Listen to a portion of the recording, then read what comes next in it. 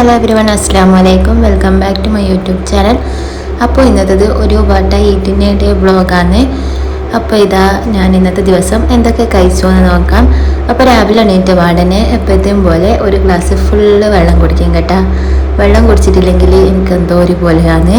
അങ്ങനെ ഇതാ അതിനുശേഷം 2 കാടമുട്ട കഴിച്ചു. മുട്ടയോ പിന്നെ വേറെ എന്തെങ്കിലും കഴിച്ചു കഴിഞ്ഞാൽ പിന്നെ ബ്രേക്ക്ഫാസ്റ്റ് കുറച്ച് ലേറ്റ് ആയിട്ട് കഴിക്കും കേട്ടോ. അപ്പോൾ അതിൻ്റെ ഇടയിൽ കുറച്ച് ഡ്രൈഡ് റൈസിൻസ് കഴിച്ചു.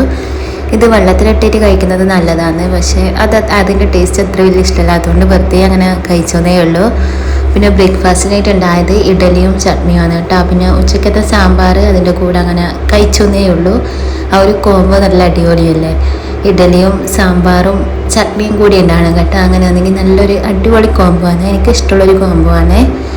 പിന്നെ ഇതാ 2 അക്രോട്ട് കഴിച്ചു. അപ്പോൾ ഈ ഒരു അക്രോട്ടിൻ്റെ ആ ഒരു ലൈന് കണ്ട, അപ്പോൾ ആ ഒരു 2 ലൈൻസും ക്രോസ് ആക്കിയിട്ട് വെച്ചിട്ട് ഇങ്ങനെ അമർത്തി കഴിഞ്ഞാൽ പെട്ടെന്ന് അത് പൊട്ടിക്കിട്ടും കേട്ടോ. അപ്പോൾ നല്ല നമുക്കൊന്നും മുട്ടി പൊട്ടിക്കാനൊന്നും ഇല്ലെങ്കിൽ നമുക്ക് ഇങ്ങനെ വെച്ച് പൊട്ടിച്ചിട്ട് കഴിക്കാം.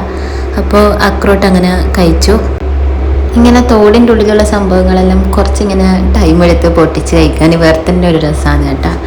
അപ്പം മോളുണ്ട് അടുത്ത് തന്നെ. ഇങ്ങനത്തെ എന്തെങ്കിലും പൊട്ടുന്ന കണ്ടാൽ അതിൻ്റെ തോടെല്ലാം നോക്കുവാണ്. അതിൻ്റെ ഉള്ളിലത്തെ സംഭവമൊന്നും വേണ്ട, അതിൻ്റെ പുറത്തെ ആ തോട് കണ്ട അതൊക്കെ കളിക്കാൻ വേണ്ടി വരും.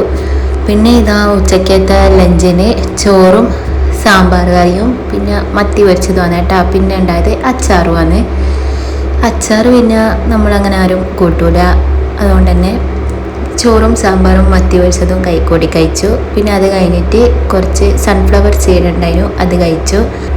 സൺഫ്ലവർ സീഡ് എന്ന് പറയുന്നത് കുറേ അധികം ഗുണങ്ങളെല്ലാം ഉള്ളൊരു സംഭവമാണല്ലോ. അപ്പം മോക്ക് ഇങ്ങനെ കറിയുമ്പം കുറച്ചിങ്ങനെ പ്ലേറ്റിലിട്ട് കൊടുക്കാമെന്ന് വിചാരിച്ചിട്ട് അങ്ങനെ വാങ്ങി വെക്കുന്നതാണ് കേട്ടോ. അങ്ങനെയാണെങ്കിൽ അത് കൊടുത്തിട്ട് അതിങ്ങനെ വെറുതെ ഇങ്ങനെ പൊറുക്കിയിട്ട് തിന്നുന്നവരെ കുറച്ച് സമയം അനങ്ങാണ്ട് നിൽക്കും. പിന്നെ ഇപ്പോൾ പച്ചമാങ്ങൻ്റെ സീസണല്ല, അപ്പോൾ കുറച്ച് പച്ചമാങ്ങ ഇട്ടിട്ടുണ്ടായിരുന്നു. അപ്പോൾ അത് ഉപ്പും മുളകെല്ലാം ഇട്ടിട്ട് കഴിച്ചിട്ട് ടി വി കണ്ടുകൊണ്ട് കഴിക്കാമെന്ന് വിചാരിച്ചിട്ട് എടുത്തതാണ്. അപ്പോൾ മോള് ബേക്കിൽ വന്നുകൊണ്ട് തന്നെ അത് കുറച്ച് കഴിച്ചിട്ട് ബാക്കി ഫ്രിഡ്ജിലേക്ക് എടുത്ത് വെച്ച്, പിന്നെ അതിൻ്റെ ആ ഒരു എരിവെല്ലാം ബാലൻസ് ചെയ്യാൻ വേണ്ടിയിട്ട് കുറച്ച് ബത്തൊക്കെ ഉണ്ടായിരുന്നു, അപ്പോൾ അത് കഴിച്ചു. പിന്നെ വൈകുന്നേരം ആയപ്പോൾ എന്തെങ്കിലും കടി ഉണ്ടാക്കാമെന്ന് വിചാരിച്ചിട്ട് ബ്രെഡ് പബ്സ് ഇല്ലേ, അതുണ്ടാക്കാമെന്ന് വിചാരിച്ചിട്ട് ആ ബ്രെഡ് ബോംബ് എന്നും കൂടി പറയൂ. അപ്പോൾ അതിന് വേണ്ടിയിട്ട് കുറച്ച് വെളിച്ചെണ്ണയിലേക്ക് പച്ചമുളകും കറിവേപ്പിലയും ഇട്ടിട്ട് കുറച്ചൊന്ന് വഴറ്റിയെടുക്കുന്നുണ്ട് കേട്ടോ. എനിക്കിങ്ങനെ ഫസ്റ്റ് മസാല ആക്കുന്ന ടൈം പച്ചമുളകും കറിവേപ്പിലയും ഇട്ടിട്ട് കുറച്ചൊന്ന് വഴറ്റിയെടുത്താൽ ആ ഒരു ഫ്ലേവറെല്ലാം അതിലിറങ്ങിയിട്ട് നല്ലൊരു ടേസ്റ്റ് തോന്നും കേട്ടോ മസാലക്ക്. അങ്ങനെ ഇതാ ഒരു 2-3 ഉള്ളിയും കൂടി ചോപ്പ് ചെയ്തിട്ട് ഇട്ടിട്ടുണ്ട്. മസാലക്ക് അധികം നമ്മൾ ചോപ്പർ വെച്ചിട്ട് ചോപ്പ് ചെയ്യലാണ് കേട്ടോ. അങ്ങനെയാണെങ്കിൽ നല്ലൊരു അടിഞ്ഞ പോലത്തെ ഒരു മസാല കിട്ടുമല്ലോ.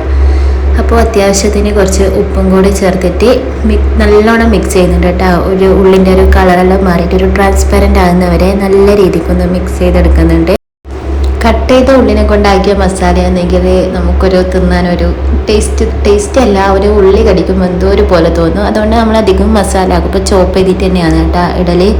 പിന്നെ ഈ ഒരു മസാല ആക്കുന്നത് വെറും മഞ്ഞൾപ്പൊടി മാത്രം ഇട്ടിട്ടാണ്. കുറേ ആൾക്കാരിങ്ങനെ കുരുമുളകും ഗരം മസാല മുളക് പൊടി അതെല്ലാം ചേർത്തിട്ട് മസാല ആക്കുമായിരിക്കും. പക്ഷെ നമ്മൾ എന്ത് ടൈപ്പ് ഓഫ് മസാല ആക്കുന്നുണ്ടെങ്കിലും മഞ്ഞൾപ്പൊടി മാത്രമേ ചേർക്കാറുള്ളൂ.